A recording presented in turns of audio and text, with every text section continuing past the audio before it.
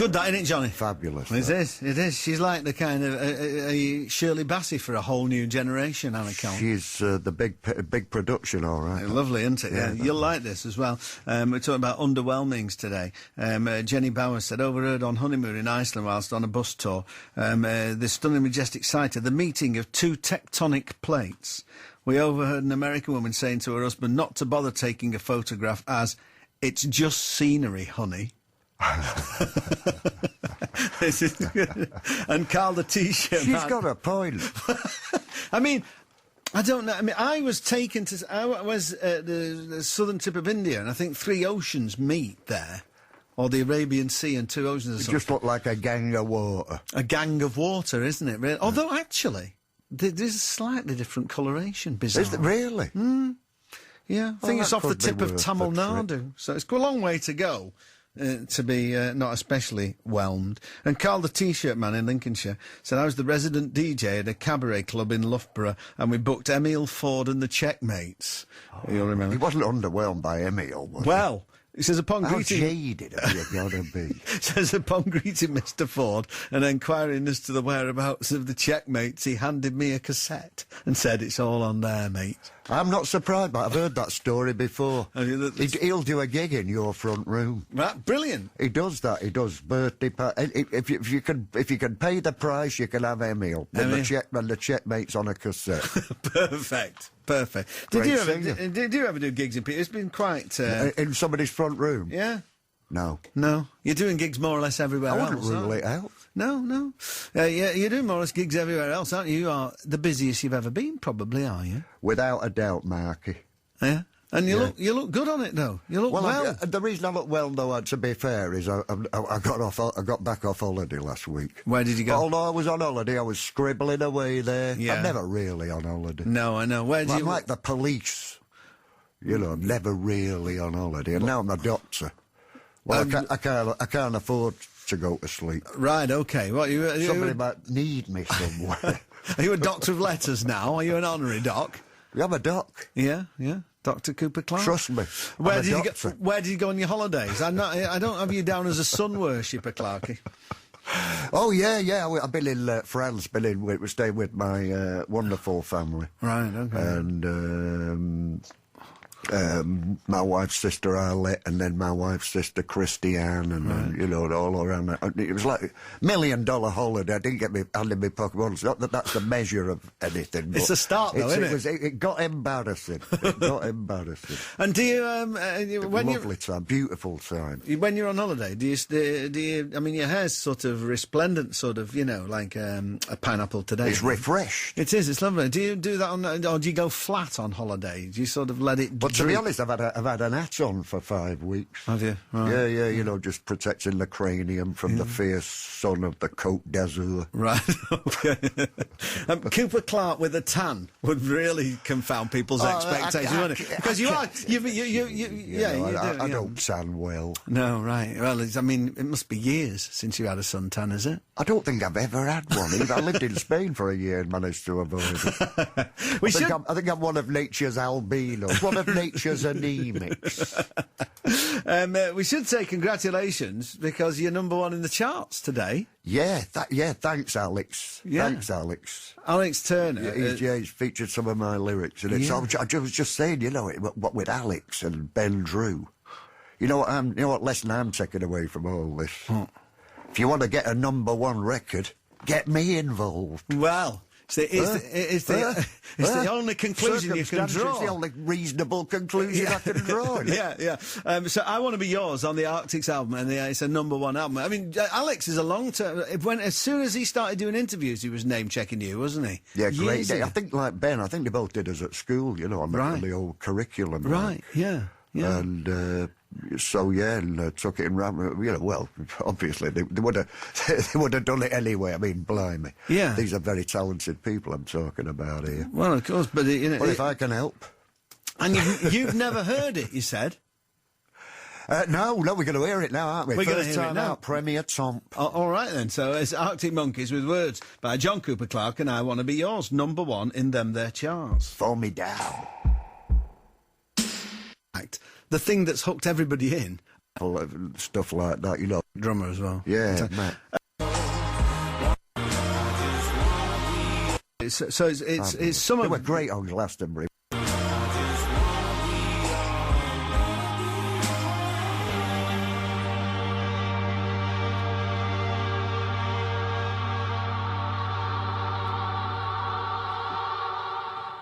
Well... Oh, that's achingly beautiful, as I imagined it would have been. Yeah, sensational, aren't they? I love that. Man. Yeah, Really Arctic fabulous. Monkeys, which it's some They of... were great on Glastonbury, weren't they? They were They amazing. treated it like a club date.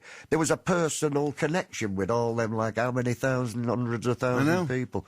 But he made it like an intimate experience, didn't he? No, I thought he was a superstar. Wonderful, marvellous. And and the lads are great, fantastic. They were a fait accompli right from the start, weren't they? Fantastic drummer as well. Yeah, Matt. So that's some of your words, and he's added to, he sort of appropriated the poem. He's put his mark on it. Hasn't he? From the #1 album, Great. AM. And it's Alex says, I've got a quote here from Alex. He says, "I was your typical teenager, trying to be cool and not interested, and the teacher proceeded to read 'I Want to Be Yours,' doing an impression of John. It made my ears prick up in the classroom because it was nothing like anything I'd heard. Had I not seen him do his thing, I wouldn't have started writing like that."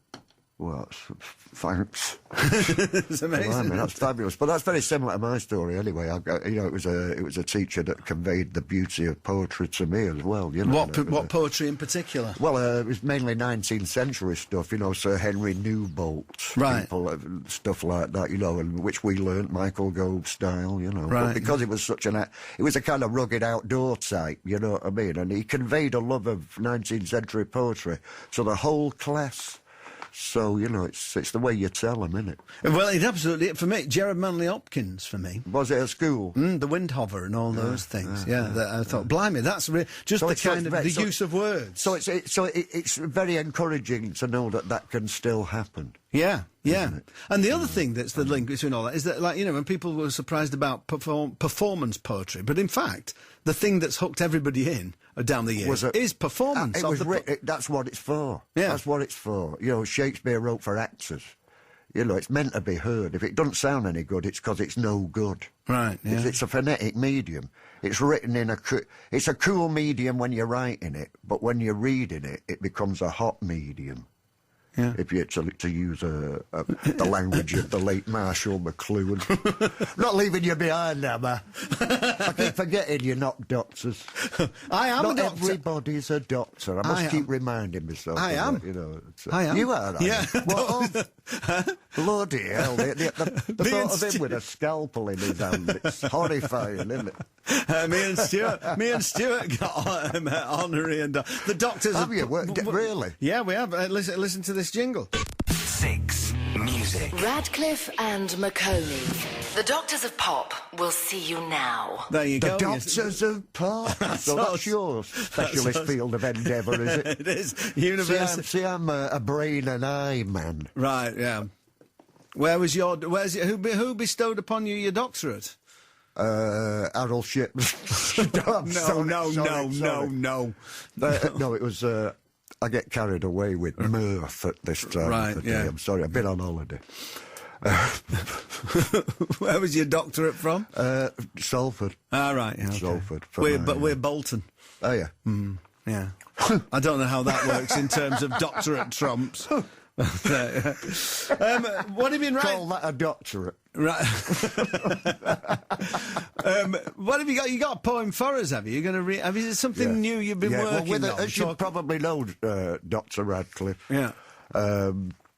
With the medical profession comes a few benefits. Right. And in my case, I've been able to realise a long-held dream. The dream of owning a bar in the shape of a boat. Have you got one of those? I've just acquired one. Expect an invite to a nautically themed drinks evening anytime soon. So this is a little cocktail... Written in rope. A little sort of lounge cocktail bar. Yeah. Like the prow of a little boat. And you put your glasses down in where the cabin cruiser windows are. That's right. There's one porthole, a brass rail. Yeah. Well, can I just say hello to my friend Andy Batten Foster, who's got the same Has he bar? got one? Yeah. Well, you'll appreciate this one, guys. Yeah. This might have a limited user base on this poem, but We'll roll you know, with it. this is for all the people who realise realise they're nautical. We are an island race, and I think inside every Englishman is the desire for a boat-shaped bar. But it does have its problems. Right. Now I imagine people sat in some drafty pub where they're not allowed to have a fag. They'll all be thinking, what are we doing paying these inflated prices for this rubbish beer in this cold and empty, moribund space that used to be a pub where we can't even have a cig? Why don't we go get round to Clarke's? He's got one of them boat-shaped bars. So I've now got a load of problems getting rid of people now. So it's about and it's introduced me to a whole morally bankrupt world of not caring about them having had too much to drink, but trying to usher them into their cars and off home. It's a familiar problem. You know, it's not my problem. Once they've the way I see it, when they've left the when they've left the premises, it's more their problem. Yeah. So this is my plea to get them into their respective cars and out of my gaff. You know, right? Don't drink and drive, kids. Don't drink and drive, kids. It was inspired by the Mungo Jerry. Have a drink, have a drive. Go out and see what you get. That was in the summertime, wasn't it? Right, well, kids, don't. Just don't do that. Don't take any notice of Jerry Dorset. Ray Dorset. Ray Dorset. Ray Dorset. Don't take any notice of Ray Isn't Jerry Dorset. Dorsey Engelbert Humperdinck? That's Engelbert Humperdinck. Right, okay. You can have a drink and have a drive, but it's got to be like Panda Cola or Pop. Oh, give me a soft drink. A soft drink and drive by all means. But it is my boat doesn't carry any soft drinks, I'm afraid. So it's introduced me to, as I say, to a whole morally bankrupt world of the reluctant public. And so here it is. It's called Nautically Themed Drinks Evening Blues. I got one of them boat-shaped bars. I'm guided by the stars. Me and my fellow Jolly Jack Tars and a cabin boy named Lars like to raise a nautical tray full of jars and 3 hail hurrahs, a couple of heartfelt tatars, and back in the cars, boys, back in the cars. The cocktails are combustible, the yard arm fully adjustable, the brass rails anti-rustable. There's a ship-shaped Shangri-La. But back in the car, shipmate. Scotch on draft, a worthy craft. Bristol fashion, don't be daft. There's a 4th martini. Back aft, then. Back in the car. Ahoy there, bugger-ah. Get back in the car, shipmate. Back in the car. 7 bells and clinkety-clink. Leave it. We've all had a drink, it's probably later than anybody thinks. Back in the car, boys, back in the car. You bring the sunshine anywhere you are, but you got to go home sometime. Back in the car. Seaworthy, not really, nah. Back in the car with a barrel of charcuterie and very little fruitery. The sailor's life is new to me. There's one porthole for scrutiny. There's never been a mutiny. Liquid fancies from afar. Flavour, rah, rah, rah. Back in the car, boys. Back in the car. We have sunk a yard or 3. These scurvy dogs and me. You can follow our adventures in my forthcoming tome, Astonishing Tales o' the Sea. Your designated driver is so blind he cannot see. Still, back in the car, shipmates, back in the car. The cocktails are flammable, the cocktails are inflammable. The service here is damnable, and the food is under par. But you want to stay, it's understandable, but back in the car, boys, back in the car. John Cooper, should we have Johnny Kidd and the Pirates to continue the seafaring? To carry on, to string out the nautical metaphor. That's right, the seafaring, Yeah, it was very good for me, you know, like when they want to... I'm doing a pirate-themed gig myself on Thursday night. Amazing, At yeah. Telford's in Chester. Where at? Telford's in Chester. Have they got the place done out like a galleon? And They out? better have. We need one of your bar. How much did he pay for your bar? 40 quid. Bargain. I mean, that is just a steal, isn't it? Fancy, he was throwing it out. Yeah. Well, You know, I reckon if I'd have played my cards right, I could have. He could have paid me to get rid of it. exactly. You know what women are like when they want to get rid of something out of the house? It's just gone. It's You know history. what I mean? I'd have been helping him out, really. You would, really. Yeah. Really. Anyway, 40 quid. It's, 40 quid. Well, you've done all right. You're playing a gig every night of your life, more or less. at that's the right. moment.